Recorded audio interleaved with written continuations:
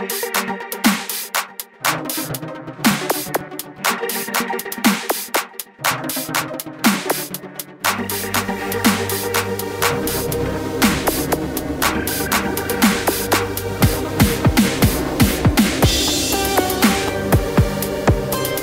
Felipe Barbosa de Menezes é promotor de justiça desde 1999. Neste período, atuou nas promotorias de justiça de Petrolândia, Cachoeirinha, Serra Talhada, Olinda e Recife. É membro e presidente da Comissão de Gestão Ambiental do MPPE e ex-conselheiro do Conselho Técnico Pedagógico da Escola Superior da instituição. Desde o ano de 2013, está à frente da coordenação do Centro de Apoio Operacional às Promotorias de Justiça de Defesa do Meio Ambiente, Patrimônio Histórico e Cultural. O promotor de justiça André Felipe Barbosa de Menezes é o entrevistado desta edição do Diálogos com o MPPE. Em pauta, a atuação do MPPE nas causas ambientais. 184 municípios e um distrito estadual e 99 lixões localizados em Pernambuco. Sobre estas e outras questões é que vamos tratar nesta edição do Diálogos com o MPPE. Doutor André Felipe Menezes, muitíssimo obrigado pela participação aqui no Diálogos com o MPPE. Eu já começo perguntando ao senhor como é a atuação do CAOP Meio Ambiente aqui na instituição.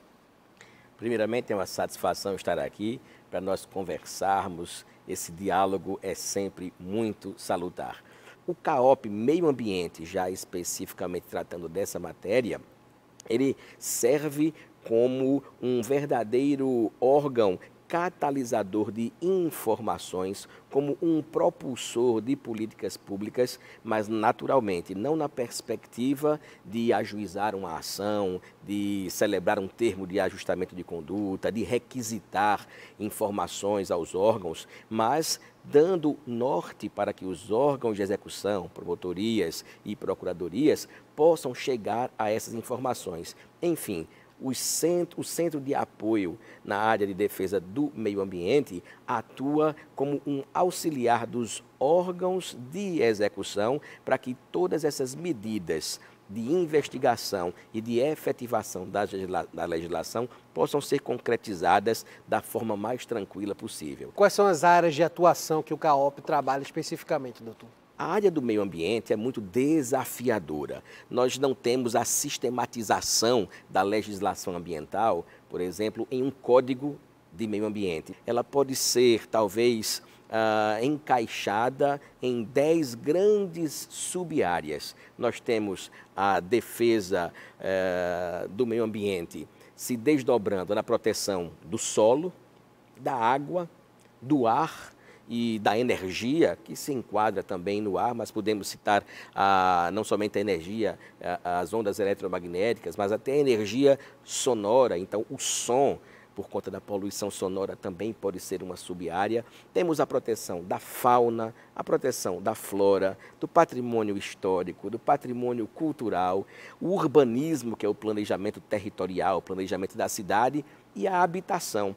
Todas essas áreas compõem a atuação das promotorias de meio ambiente. E para incrementar esse cenário de complexidades, nós temos também o fator criminal, porque existem crimes ambientais previstos em legislação específica, como a Lei de Crimes Ambientais, e ainda a possibilidade de caracterização de atos de improbidade administrativa ambiental. Como é que o Centro de Apoio Operacional, as promotorias de defesa do meio ambiente, se preocupa com relação à capacitação dos seus membros em relação a essas causas ambientais? Essa é uma atuação importantíssima dos Centros de Apoio Operacional e para o CAOP Meio Ambiente é um grande desafio também, porque o CAOP já produziu, por exemplo, cartilhas informativas na área de poluição sonora, na área de resíduos sólidos, mas às vezes as cartilhas, elas servem para trazer informações, mas também podem aumentar o fluxo de demandas junto ao próprio Ministério Público. Então, somente produção de material informativo não é suficiente. É por essa razão que o CAOP também está sempre promovendo encontros, participando de audiências públicas, indo às promotorias ou recebendo os promotores no próprio CAOP Meio Ambiente, para que a análise de procedimentos nos casos concretos possa ser desenvolvida em conjunto. Para isso, quando outras questões estão envolvidas, para além de questões jurídicas, nós chamamos também outros profissionais de outras áreas para capacitar os promotores, a exemplo de palestras dadas por biólogos, por médicos veterinários, por engenheiros ambientais, por químicos, físicos. Vários conhecimentos são necessários, porque a formação de um promotor ambiental é eminentemente jurídica, porque ele fez um curso de direito, mas é necessário que esse profissional tenha outros conhecimentos também. O MPPE, junto a outras instituições defensoras das causas ambientais, participa da chamada Fiscalização Preventiva Integrada em Pernambuco, a sigla FPI. Em 2018, foi realizada a primeira etapa e este ano de 2019 houve a segunda etapa. Queria que o senhor explicasse de fato o que se trata a FPI. A Fiscalização Preventiva Integrada, a FPI, é um programa permanente que nasceu no estado da Bahia em 2001. É um programa coordenado pelos Ministérios Públicos estadual e federal nos 5 estados mais representativos da Bacia Hidrográfica do Rio São Francisco e com o apoio do Comitê da Bacia Hidrográfica do São Francisco. Isso nasceu na Bahia, se expandiu para Minas Gerais, Alagoas, Sergipe e Pernambuco se integrou no ano passado, em 2018, no Sertão do Pajeú, tivemos a primeira edição, a primeira etapa, e neste ano de 2019 nós fomos para o Sertão de Itaparica, abrangendo mais 5 municípios dos 69 existentes na Bacia do Rio São Francisco. É uma experiência desafiadora também, que tenta aliar o F de fiscalização com o P de preventiva. E como é possível uma fiscalização preventiva? Naturalmente, em se deparando com alguma degradação ambiental já concretizada, as equipes naturalmente vão ter que expedir autos de infração, autos de intimação, pode haver encaminhamento à delegacia de polícia ou até oferta de denúncia criminal, conforme os elementos já existentes em face de crimes ambientais, mas a noção de preventiva significa uma atuação para prevenir, para impedir novas degradações ao meio ambiente. Enfim, é um programa permanente que não é uma operação pontual realizada em municípios, mas sim ações que acontecem em municípios e que têm desdobramentos que são permanentemente acompanhados, porque essa FPI gera relatórios de fiscalização que são encaminhados às promotorias de justiça das cidades fiscalizadas. Vamos falar agora de projetos. O CAOP ele tem um projeto Lixo Quem Se Lixa e recentemente está investindo no projeto Lixão Zero, pegando o gancho lá da nossa abertura, que Pernambuco tem um cenário hoje de 99 lixões. Como é que está em relação, eu queria saber em relação a esses dois projetos, do que eles se tratam, se eles têm alguma função parecida.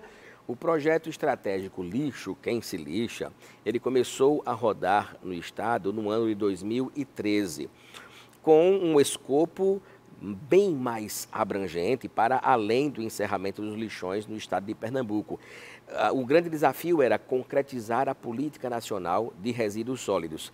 Depois de 6 anos do Lixo Quem Se Lixa, nós percebemos que haveria necessidade de um projeto especificamente voltado para o fechamento de lixões. Daí surgiu, como você mencionou, o projeto Lixão Zero, que foi um desdobramento natural do Lixo Quem Se Lixa, que ainda permanece com as ações estratégicas pensadas nesse projeto, mas o Lixão Zero foi pensado dentro do Lixo Quem Se Lixa para que 6 anos depois, ninguém pode dizer que o Ministério Público não dialogou, que o Ministério Público não deu prazos. Então nós montamos esse projeto, agrupando os municípios em até 6 grupos, conforme a distância de aterros sanitários aos municípios correspondentes e em função da titularidade do aterro. Se o aterro é público, ou seja, se é de propriedade de um ente público, ou é um aterro privado, da iniciativa privada.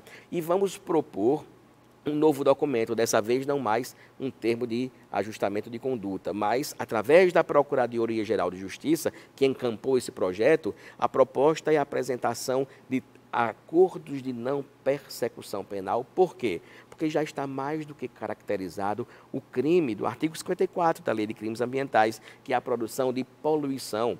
E não se exige nem mesmo uma perícia para comprovar o efetivo dano à saúde humana, porque a tão só existência de lixões é potencialmente danosa à saúde do ser humano e às vezes provoca mesmo a mortandade de animais. Então a Procuradoria-Geral de Justiça encampou esse projeto e, como é de atribuição do Procurador-Geral de Justiça processar os prefeitos municipais, aqueles prefeitos que desejarem se ajustar a esse cenário no contexto do projeto, poderão ter uma nova chance, desde que cumpram e comprovem o cumprimento nos autos dos procedimentos de investigação criminal, o cumprimento de todas as condições impostas no acordo de não persecução penal. Como é que se dá essa preocupação também de atuação do MP com relação ao lixo eletrônico?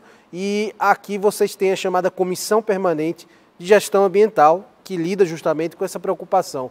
Como é que se dá essa preocupação e a atuação da Comissão Permanente de Gestão? Como é que ela atua? Nós temos um acordo de cooperação técnica que foi firmado entre o Ministério Público de Pernambuco, Secretaria Estadual do Meio Ambiente, envolvendo o Sistema S. E a FIEP se agregou a esse acordo de cooperação técnica para a logística reversa de pilhas, baterias, resíduos eletrônicos, mas existem outros tipos de resíduos que podem até mesmo ser reciclados, como é o caso do óleo de cozinha.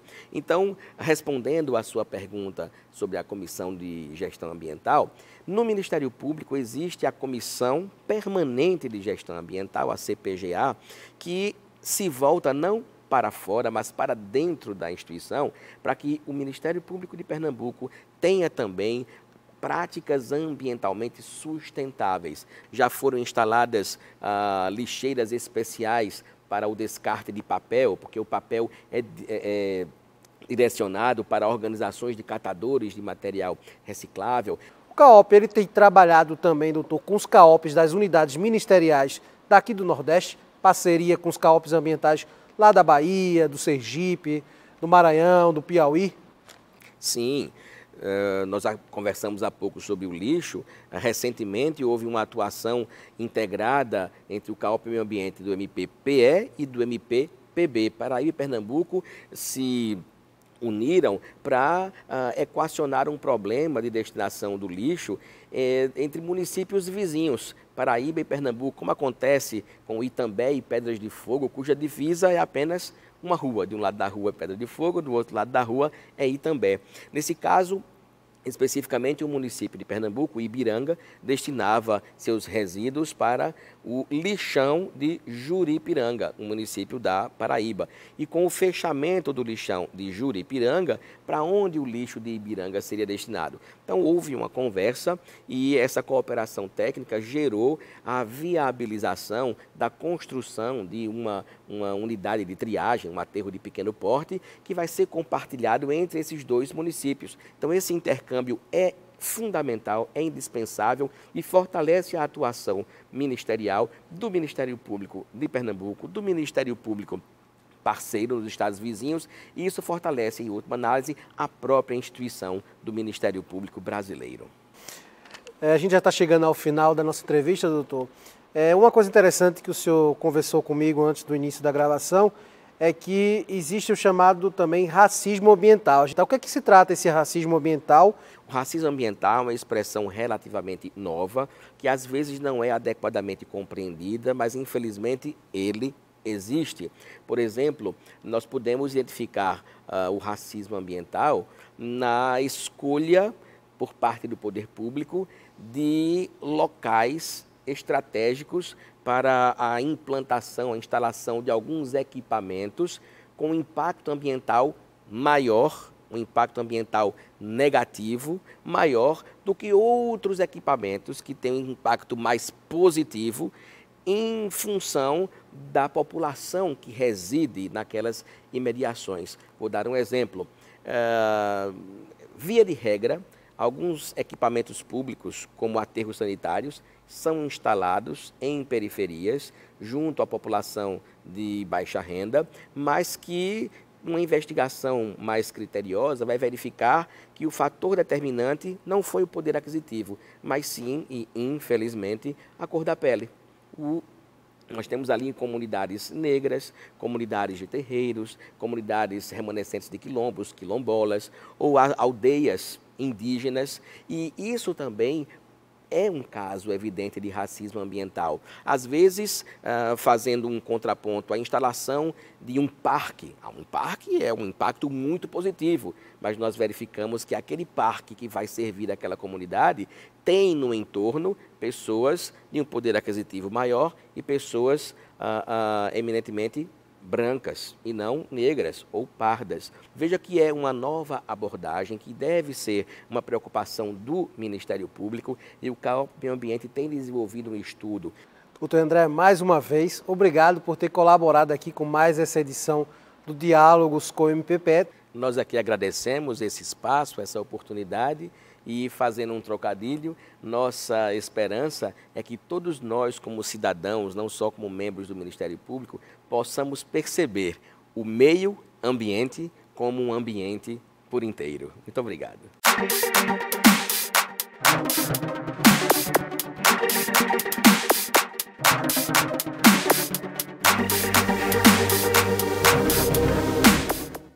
Ministério Público de Pernambuco. Compromisso com a cidadania.